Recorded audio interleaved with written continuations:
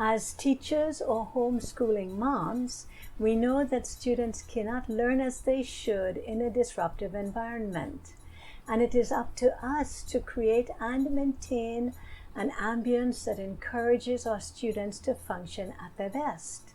Research shows that when a child has an integral part of the discipline process, he will take ownership of his behavior. Consequently, every discipline framework should solicit the student's input if it is to succeed. If the discipline process is going to affect the student's choices, they need to know what the consequences of their choices will be. Welcome to Ruth's Straight Talk, the channel designed to help you, your students, and your children live fuller lives, become lifelong learners, and grow into the awesome human beings you were designed to be. I'm Cynthia Ruth. In this video, I will share with you some steps to develop classroom management skills. Also, don't miss my bonus tip at the end of this video. So if this video is for you, let's get right to it. In any behavioral class management plan, the rules, rights, responsibility, routines should be backed up by a system of rewards. And teachers should be sure to inform all of their students about the 5 R's of discipline in the classroom. Number 1, the rules. In order to eliminate poor behaviors in the classroom, the teacher must have a framework of rules in place. Students should not only be aware of, but also buy into these rules. It is always an advantage if the student has a part in establishing those rules. These classroom rules could be negotiated and agreed upon by all parties. They must seem to be fair by the students, easy for the students to understand, few, simple, and clear. They need to be consistently applied, and they need to be short and to the point. These rules must have a positive as well as a negative consequence. Easy to enforce and easy to reinforce.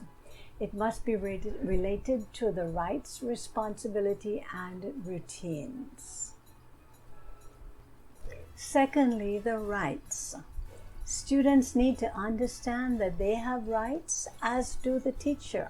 For example, students and teachers have the right, first of all, to be or feel safe, to be valued, to be respected, to learn and to teach. Both teachers and students are responsible for making sure that rights are maintained. Number 3, responsibilities.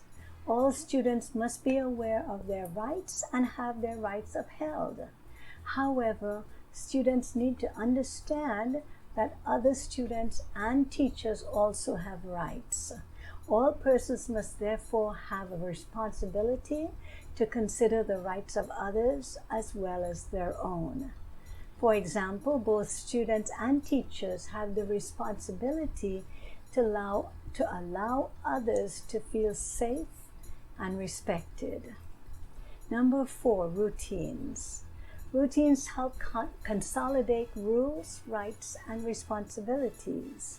Routines help a class to run smoothly during entering and leaving the classroom, during gaining or using and putting away equipment, books, and other resources, movement around the classroom, changing between activities, asking questions, or asking for help. If routines are established at the start of the school year, rehearsed with students, reviewed at the start of each term, and reinforced through ongoing interaction, the repetition will develop into a very good classroom habit. Number 5, rewards, and of course sanctions. Rewards encourage students to repeat a behavior. For some students, this reward may be as simple as adult attention and praise. Positive consequences or rewards are the key to promoting an effective classroom behavioral strategy. Systems that emphasize praise are more successful in teaching students to make positive choices. Rewards are more effective if they are given immediately so students can see the link between the behavior and the reward. If they're given consistently for the same behaviors in the same way. If it's distributed fairly and not used to bribe particular students. These rewards may include both informal, such as smiling, verbal praise, tone of voice, catching them being good, or showing them trust. And it can be also formal rewards, such as certificates, points on a system.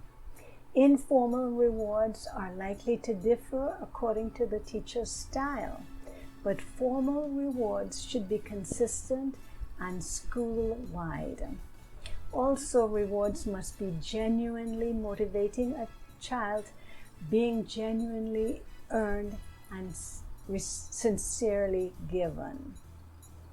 There are many good reasons for using rewards, such as they help to build and maintain positive relationships. They help make the school experience more enjoyable. They encourage pupils or students to repeat desired behaviors and make positive choices. They also contribute to developing students' self-esteem. Praise is essential in promoting effort and desirable behaviors. However, if the praise is not warranted, it cannot promote a positive outcome. It is important to use rewards appropriately and not to overuse them, as this could actually become a demotivator.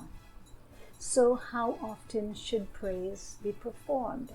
Praise for performance should reward pupils for performing a task to a specific standard rather than just merely completing the task. It can be used unexpectedly as bonuses for particularly impressive performance. Make sure that any reward is clearly linked to improved work and improved behavior. Encourage reflection by asking students why they think they're being rewarded. Verbally encourage more than reward. Praise students in a way that encourages them to reflect on their own motivation. Teachers should seek to constantly reinforce positive behaviors, as this will have a greater and longer lasting effect than a constant punishment for negative behavior. However, even when effective rules, rights, responsibilities, routines, and rewards have been established and consistently applied, some students will not always work within that framework, and in these cases, sanctions become necessary. Bonus strategy, class-wide incentives. Because low-level disruptions can be widespread and stress-inducing, problematic interventions focus on the whole class to be more effective than targeting just the individuals. One strategy that is quite effective in promoting whole class compliance is token economies and prize drawing to increase appropriate behaviors. Token economies use points or tokens that can be exchanged for a variety of rewards, including activities or inexpensive items. Since token systems take time to set up and run, one simple variation uses the token as tickets in a class lotto. Academic or social behavior that meet the criteria is rewarded with a ticket, where the teacher writes the child's name and specific descriptive praise. The child places this ticket in a bag or box, and at the end of the session there's a draw for a mysterious prize. Explain to the children that the more tickets they earn, the greater chance they have of winning. And this can actually be used as a math exercise in math class. It is important to vary the prizes. One option is to have a lucky dip with a range of inexpensive, mysterious prizes such as pencils, small box of raisins, or even decorative stickers. So there you have it, several ideas to help you develop a successful behavioral management strategy for your classes. If this video has helped you, please leave me a comment at the bottom of the screen. Also, if you have a story, a tip, a strategy, a question, or just some advice that you would like me to share with my audiences, please also leave me a comment at the bottom of the screen. Click on these videos above for more awesome information on education and parenting. It is a pleasure to have you visit with us at ruthstraighttalk.com. As always, thank you, happy learning, and goodbye.